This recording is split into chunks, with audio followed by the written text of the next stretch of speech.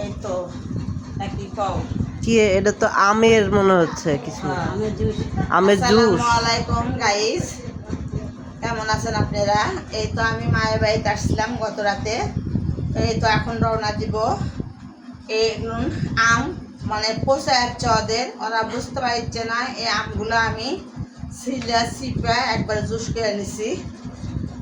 হ্যাঁ, এই যে একটা কিনা জুসের মতো। আর এই মিষ্টি কুমড়াটা নিছি বাহানের, খাতে নাকি অনেক স্বাদ লাগবে, এই জন্য এটা নিছি।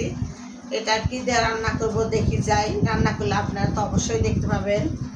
আর দেখেন আর একটা নতুন জিনিস আপনাদের দেখায়। এই যে আমাদের নওগাঁর ঐতিহ্যবাহী ঝালের পোলাও, এই পোলাও রান্না করছে আমার ছোট বোন।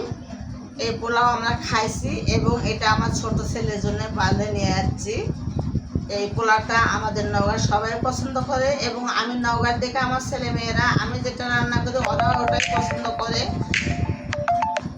আর এই তো সেই পোলা এখন নিয়ে যাব। আর এই যে আমার মা রানী তাকান আমার দিকে। এই তো আমার মা অসুস্থ, সবাই আমার মায়ের জন্য দোয়া করবেন। আমার এই মায়ের ছাড়া যাতে আমার কষ্ট হয়, কিন্তু তারপরেও যাওয়া লাগে, কারণ পরে সংসার করতে হয়।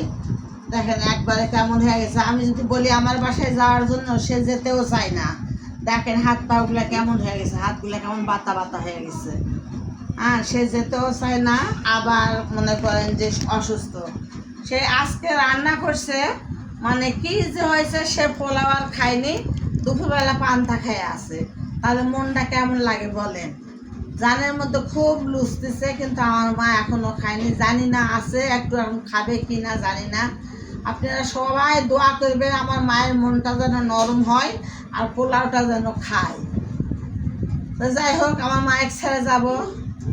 সবাই আপনারা আমার মায়ের জন্য দোয়া করবেন, আমার জন্য করেন বা না করেন। আর সবাই ভালো থাকেন, সুস্থ থাকেন। আমরা আর কিছুক্ষণ পর রওনা দিব। আল্লাহ হাফেজ।